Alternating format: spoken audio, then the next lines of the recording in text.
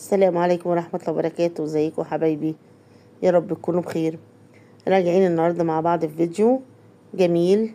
هنشوف كده هنعمل مع بعض النهاردة الشاورما ان شاء الله. هنعمل شاورمة اللحمة زي ما انتم شايفين كده، اللي عندنا لحمة، عندنا فلفل الوان، عندنا بصل، التوابل بتاعتنا فلفل اسود، بهارات، معلقة خل هنا، ومعنا معلقة سكر للكرملة بتاعة البصل. قلنا الفلفل الاسود وملح وورق لورو وكاري وبصل بودر وتوم بودر. كل كل البهارات دي ان شاء الله هنحطها عليها، ومقطعاها شرايح رفيعه قوي زي ما انتوا شايفينها كده. هي متقطعه نفس الحكايه. ده بفتيك انا جايباه من عند الجزار وانا اللي قطعته كده. ومقطعه برضو الفلفل بنفس الحجم بتاع الشاورما، والبصل نفس الكلام برضو. يبقى عندنا هنا كيلو لحمة، وعندنا كيلو بصل، وعندنا فلفل ألوان اتنين واتنين. وهنا بقى عندنا السمنة، نزلت هنا معلقتين سمنة وعليهم البصل، وهننزل عليهم بمعلقة السكر عشان يكرمل البصل معايا. نزلنا بمعلقة السكر، هنبتدي نقلبه بقى كله مع بعضه كده لغاية لما يكرمل، وبعدين نشوف هنعمل ايه تاني. نقلب تقلبتين حلوين كده مع بعض، نقلب لغايه لما يكرمل معانا. الكرمله اللي انتوا شايفينها دي انا مش عايزاه يعني يكرمل قوي، يعني يغمق، عشان لما هننزل باللحمه، اللحمه ذات نفسها هي هتخليه يغمق شويه. خلاص نزلنا باللحمه، هنبتدي نقلب اللحمه مع البصل. احنا برضه مش عايزين نقلب قوي عشان خاطر اللحمه ما تنزلش الميه بتاعتها، عشان احنا هنعمله في سندوتشات فينو. لان النهارده انا عاملاه كده بالطريقه دي. نزلنا بقى بالتوابل بتاعتنا، الورق اللورا، يعني التوابل زي ما انتوا شايفينها، زي ما قلت لكم كده، الكاري بتاعي، الفلفل الاسود، كل التوابل نزلتها اللي قلت لكم عليها. هنبتدي نقلبه بقى التوابل مع اللحمه برضو بالراحه كده، وحبه حبه بالراحه، بس عشان ننزلش الميه بتاعه اللحمه. تقلبتين كده ونسيبها بقى مع بعضها، برضو تقلبتين ونسيبها عشان ميتها ما تنزلش.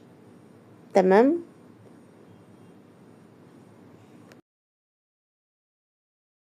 هننزل مع بعض هنا الخل اللي قلنا عليه، معلقة الخل.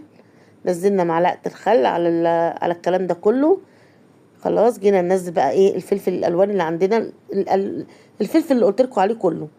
دي في بقى المرحلة دي كده، بس طبعا بتكون اللحمة استوت، عشان خاطر الفلفل ما بياخدش وقت على النار خالص. احنا مش عايزينه يبقى مهري، عايزينه كده يبقى يعني دبلان حاجة بسيطة. بس ايوه يعني نعمله كده وخلاص.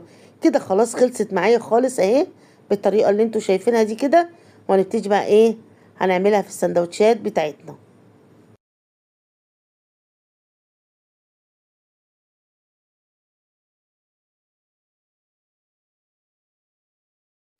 معانا هنا بقى هنعمل طحينه جنب الكلام الحلو ده كله. عندنا طحينه اهي، عندنا معلقه خل، شطه، ملح، كمون، ودي كوبايه لبن رايب هعمل بيها الطحينه. نشوف بقى نعملها ازاي مع بعض. هننزل باللبن الرايب كده ندوبها لغايه لما تبقى معانا سايله في ايدينا، وننزل بمعلقة الخل كمان. ايوه، حبة بحبة كده. وبعدين هننزل بالتوابل بتاعتنا، ونفضل برضو نقلبها مع بعض. نزلنا الكمون، نزلنا الملح، نزلنا الشطة. والشطة دي حسب الرغبة بقى، عايزين تحطوا شطة حطوا، مش عايزين براحتكم. لكن الكمون اساسي، الخل اساسي. هندوبها مع بعض كده لغاية لما تدوب معانا وطلعت بالمنظر اللي انتوا شايفينه قصادكم ده.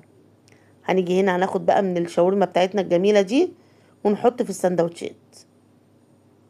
انتوا بقى براحتكم، عايزين تعملوها في سندوتشات اعملوها، عايزين تعملوا جنبها شويه رز، شويه مكرونه، براحتكم خالص.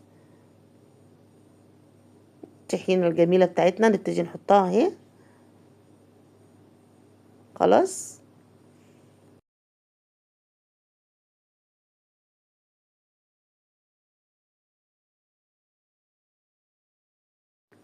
كده الاكله بتاعتنا خلاص جهزت. اهي. الف هنا وشفا اللي هيجربها. يلا اشوفكم في فيديو جديد، والسلام عليكم.